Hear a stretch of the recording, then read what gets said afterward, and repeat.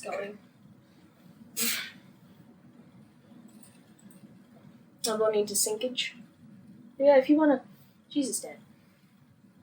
Okay, start one at a time, Father. I know you're very excited because it's books. But... The thing that some people don't seem to understand about most older books, and this is a one that was written a while back. So sometimes in prologues they'll do things like give you an example of what the story's kind of going to be like. And here's one from Jenny Ward's. Written in the records of the fair is the tale of the fighting of the marked demons at Elrond Fair by the Wizard of Wind and Wave, Anskew, who was helped in his task by Ivan, Master of Fire and Earth. For the skills of a single sorcerer were insufficient to subdue so formidable a foe.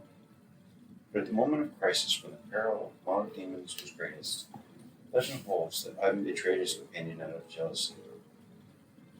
Yet Anskew survived, and the mono demons were bound.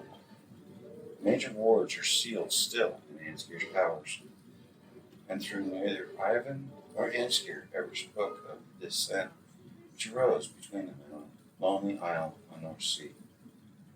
So potent was the magic in the words spoken by Anskew to his betrayer. Sailors who have visited the rocky spread of beach claim the winds there and repeat them to this day. Your offense to me. One second. Your offense against me is pardoned but not forgiven. This keys I laid upon you. Should I call, you, Ivan, shall answer. You complete a deed of my choice, even to the end of your days. And should you die, my will shall pass to your eldest son, to his son's son after him, until the debt is paid. On a nearby ledge, battered by tide, lies a stone with an inscription believed to be Ivan's reply. Summon me, sorcerer, and no sorrow. Be sure I will leave nothing of value for your use, even should my offspring inherit.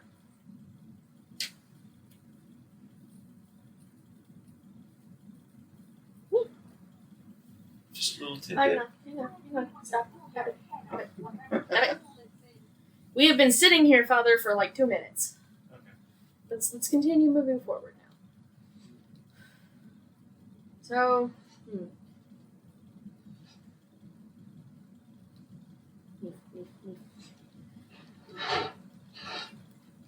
Yeah, as I keep reminding people, a prologue doesn't have to be like terribly long. It doesn't have to be super complicated. It doesn't have to have a whole lot to it. It's mostly just to introduce a concept, and it is a detachable part from the story. But usually something that will be foreshadowed into the story at some point. Or it just introduces the concepts, which are explained in the story, but it prefaces everything that happens. For example, Miss Peregrine's is all about Jake talking about his life. What his life was like, who his grandpa was, and why these people are important, basically. Which you find out anyway in the story, but, you know. For the Immortal, we want to write a prologue. Well, more like, Rob has been assigned to write a prologue since he's the one who offered it. He's like, I think you guys need this to introduce the idea of multiple dimensions. Which is fair. That is a convoluted topic, and probably is wise choice to talk about that before you confuse the crap out of people with it. Especially since it's one of the biggest bases of their entire story. Yeah. And so, it makes sense. I don't hate that. He's not wrong. What I don't like about the fact that they're having him do it instead of doing it themselves. Well, here's the thing. They don't know what to do for it. They think their story opens just fine. Without it. Which is, I did tell them, that is a perk with a prologue. And you're doing the skippy this time. 1 second.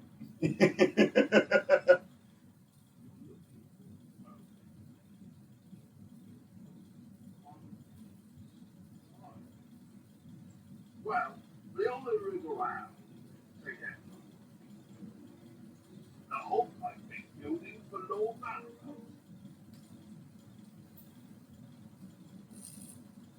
Yes, there ain't enough gold in all the underworld needed up across here. Of course, if I were protected, who knows what I would do?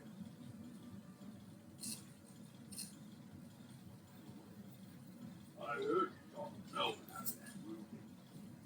He must have used a crowbar to pry it out of his hand.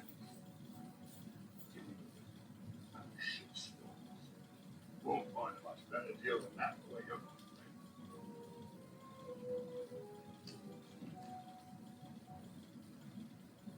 She's all yours then.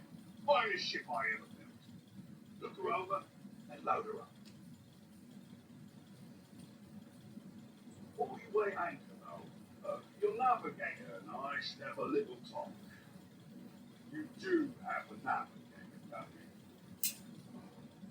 The pit of ill omen ain't some lazy little stream, and I didn't spend months building this ship just to see her get smashed to pieces. Find a navigator before you set sail, your journey's going to be a lot quicker than you thought. Can't get it. Damn it, it's now just taunting me. Your dragon disease is talking again. I know. But yeah, so here's the thing. What was I saying? Talking Yeah. about prologues. So the reason that they want Rob to do it is because he offered it, and they have no idea what to write for it. He came up with the idea, and they are 100% thoroughly confused by it. So, they're having Rob do it. I did remind them prologues are detachable pieces. In theory, just like an epilogue, you shouldn't need it for the story to make sense as a whole. It's just this extra little thing. Usually giving some snippet into an insight into the story. Yeah, well, for example, my epilogue for The Orphan is very detached from the story because it tells you the story isn't just a story. It's more than that. And there's our little navigator. I could be dead, but for some reason I'm Sabertooth is keeping me alive. I think he wants me to die if there's still a little omen after that. He's gonna tap me like a cask of wine and make me fly. I'll make a deal with you. Get me out of here, and I'll lead you anywhere. Anywhere you want to go. Even in a bottom of the pit himself. But the thing is, the key's not around here. You'll have to go to Vanderross Castle and get it. If you do know, you watch out. Vanderross has this lady vampire of his walking the halls of his castle. She's a real piece of work. Trust me, you'll know her if you see her. She almost makes me think being a vampire might not be too bad. Yeah, we've kind of already met her. God, I love Mavic. I don't know why. I don't know what it is about him. Just... He's a coward, but great. The bloodline. Oh, look, it's Vampire Bitch who tried to eat him. I pray you never know what it is to me. As desperately as I need this flower.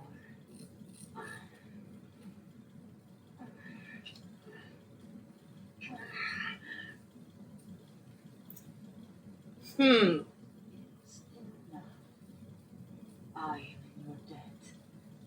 If you still wish to feed upon Venus's throat, then come to me. I will take you to the beast. But from there, your path is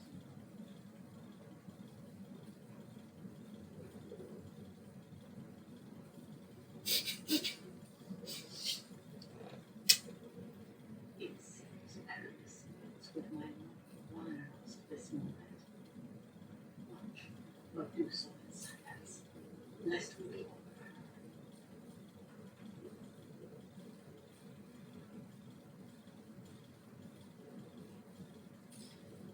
seriously, the sensualness of this place and these people is just, it's horny vampires are a thing, okay?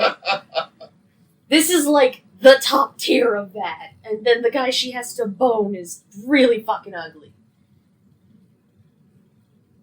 It's not the green dude. Still a man in the cape.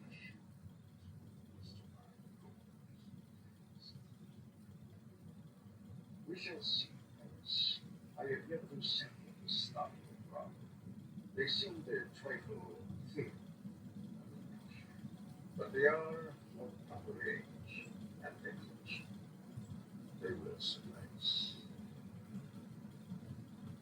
And I trust I will be equally satisfied with the bodies you have provided me, Lord Vanarost. My army is nearly assembled. I was merely waiting for the remaining undead soldiers you promised me, and I did not. I am an impatient man, and there is much to be done. Then I will not keep you, Alice. As promised, I grant you safe passage through my kingdom. This time. I have other guests that require my attention, if there is nothing else. Oh, there is much. I think when we meet again, I much history. Events will unfold quickly from now on, and I shall not forget your loyalty. Or that of yourselves. Lady Sylvia. It's a pity.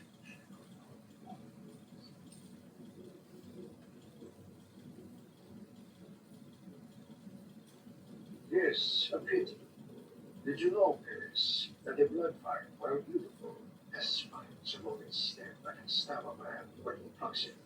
Such a beautiful flower, and such a treacherous one. Perhaps it is best that the beautiful lady Sylvia was detained. I fear in light of recent events, her loyalty is suspect. Mm-hmm.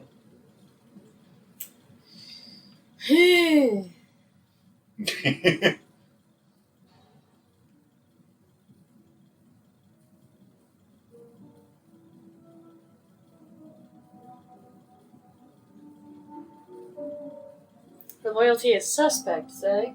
Mm. As if he knows what's going on. I still love, though, all of the innuendos. Just, All the foreshadowing, all the innuendos. yeah. I also love, is it bad that I'm literally, like, just realizing all of the women are not covered up, No. but all of the men are completely covered? Not to say that man service is undeserving, but if you're gonna give the woman service, then why aren't you giving the man service too? Like, pick a lane. Now let's be honest. In the next game, they fix that. They very much fixed that. In the sense that there is no man service, but there is more coverage on the women. Depending upon which armor set. Yeah. But there's still more coverage. Like, they do try. Sort of. It levels the playing field a bit, but it's still like, I get it though. It was the early 2000s.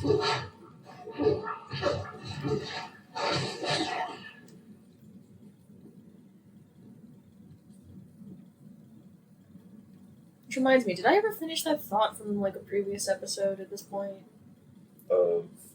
When you went to go buy the replacement PS2 because our old one broke, the guy at the shop looked at you like, why wouldn't you just buy a PS4? Like, don't you want to upgrade? So but why? Why would you want this old hunk of junk? So I actually enjoy this one. Chunk. Yeah. It's not like we can just buy emulators. Like, You can spend a couple $100 for it. yeah. We'd have to get a new computer to run it.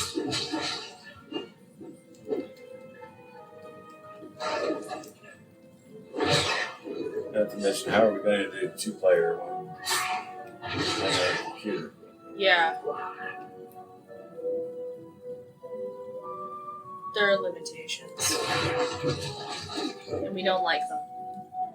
Not a big one for emulators, folks. No. God, I gotta love the cross pool. The upside down cross pool. Oh.